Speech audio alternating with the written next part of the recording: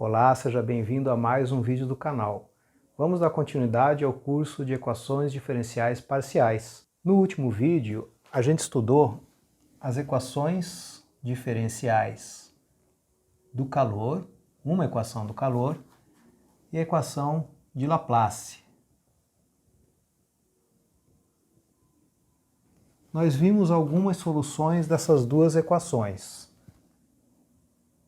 Da equação do calor, a gente viu como solução as funções u de tx igual a 2t menos x² e também v de tx igual a e elevado a 9t menos 3x. Ambas funções satisfazem essa igualdade que define a equação do calor. Para a equação de Laplace, a gente viu três funções como solução.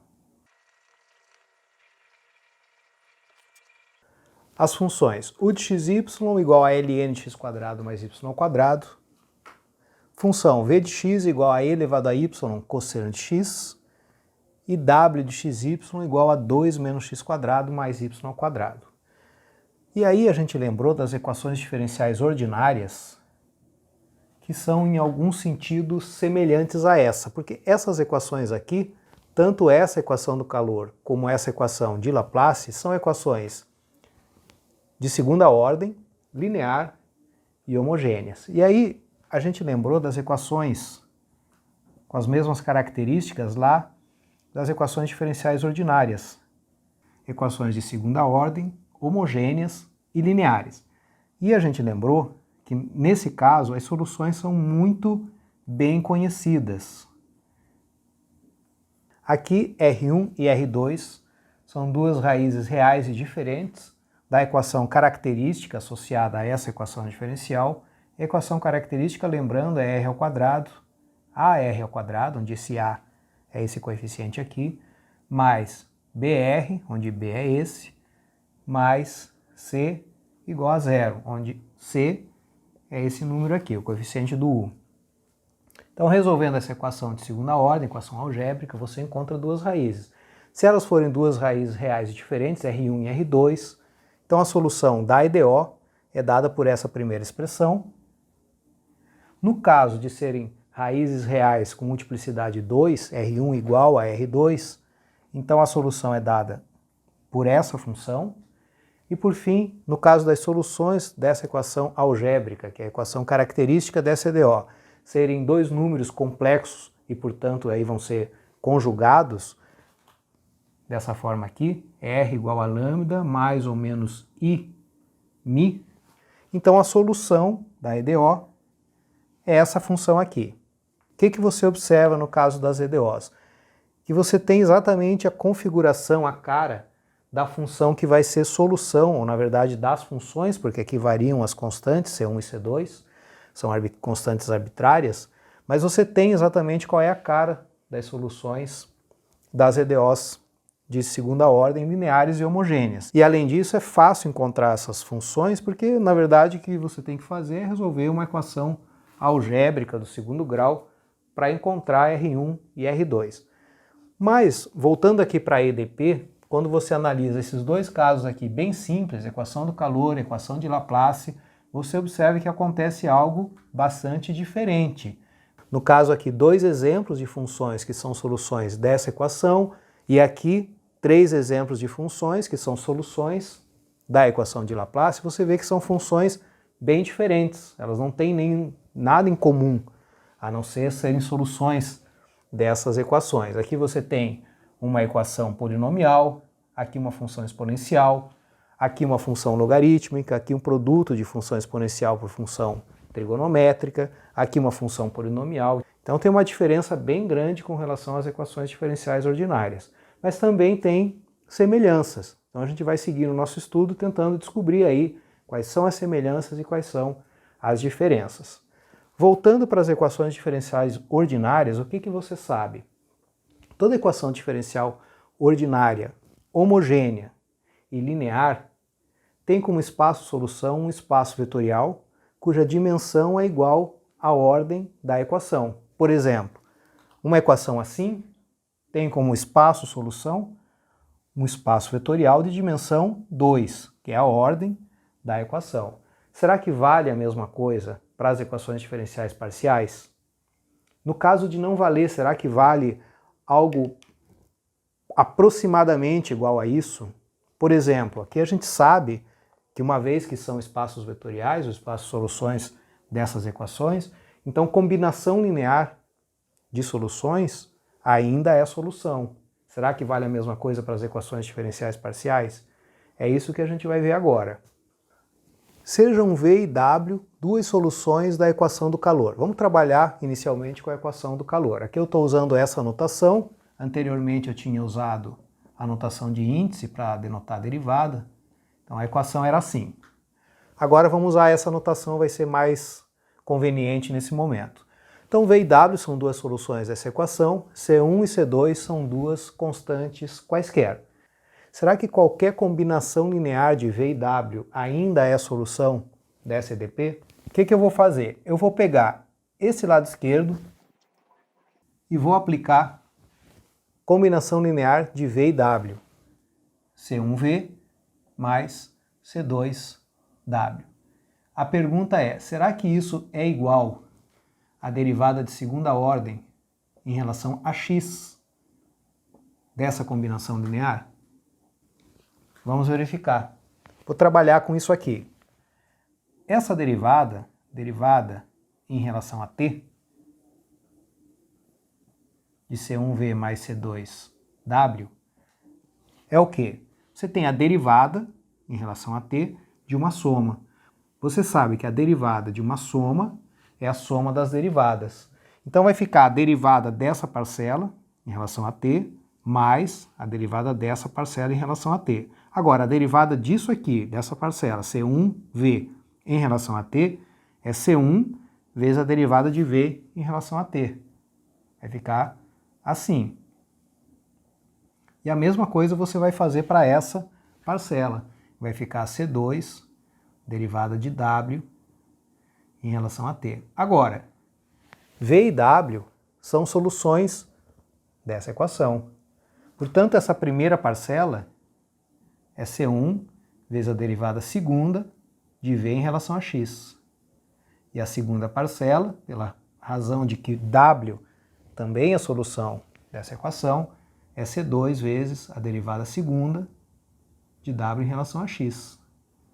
Agora, usando propriedades de derivada, eu posso reescrever isso como a derivada segunda de C1V em relação a x mais a derivada segunda de C2W em relação a x. E agora eu uso o fato de que a soma de derivadas é a derivada da soma para reescrever isso como a derivada segunda em relação a x de C1V mais C2W. Chegamos exatamente aqui. Isso aqui é igual a isso.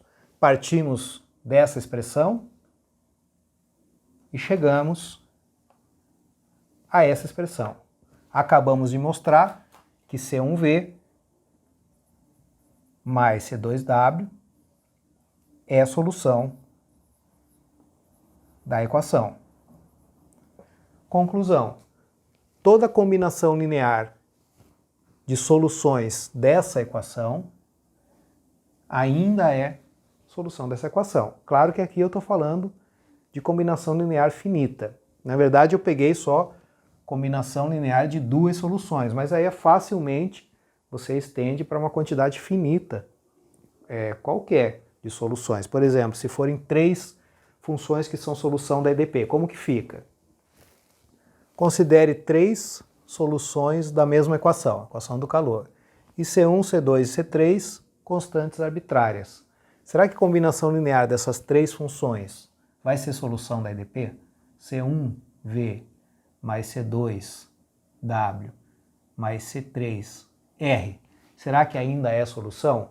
Bom, V e W são combinação linear de duas soluções, a gente acabou de ver que é solução. Então essa soma é a solução. E agora você utiliza mais uma vez o argumento de que combinação linear de duas soluções ainda é solução. Aqui você tem uma solução. Somando com essa outra solução, você tem uma solução. E você pode repetir esse argumento para uma quantidade finita qualquer de soluções dessa EDP. Conclusão: toda combinação linear finita de soluções dessa EDP ainda é solução dela.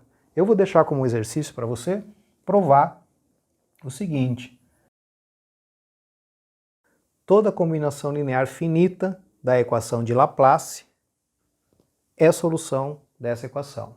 Só seguir a mesma ideia do que foi feito anteriormente.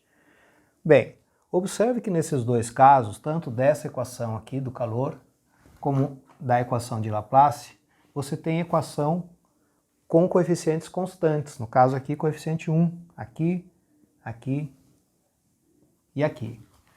Será que continua valendo o mesmo resultado caso os coeficientes não sejam constantes? Vamos ver um exemplo.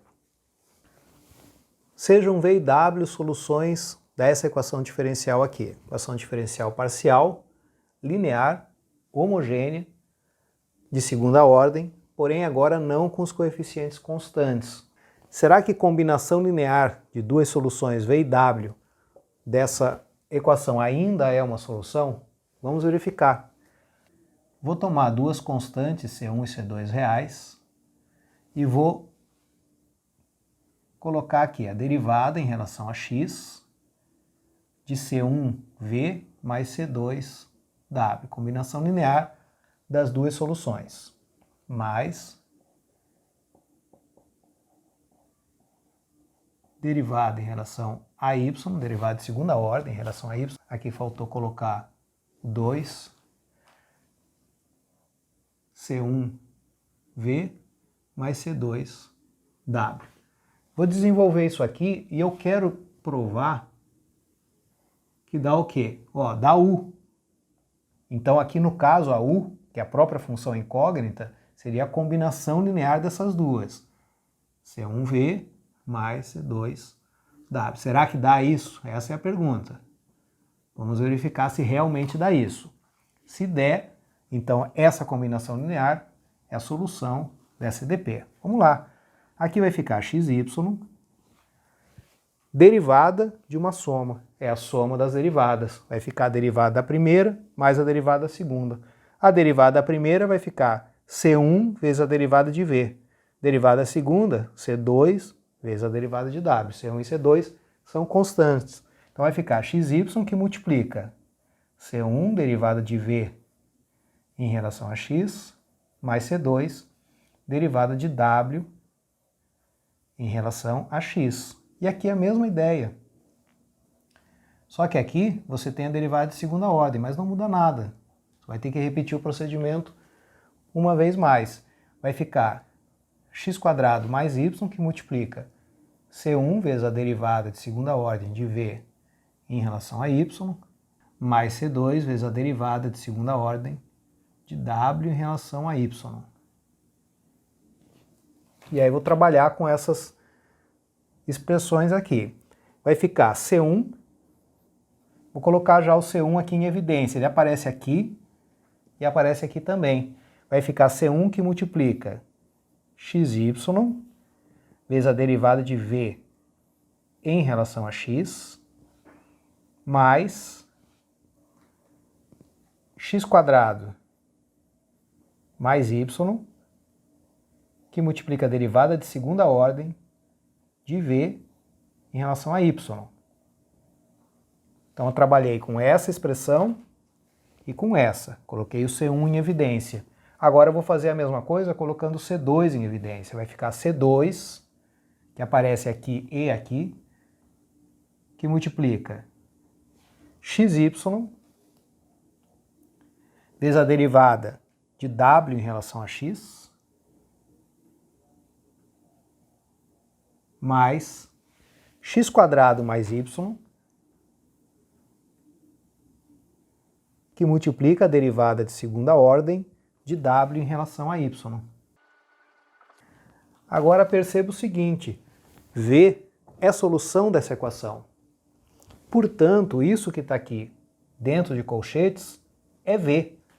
Isso vai ficar C1V mais W é a solução desse EDP.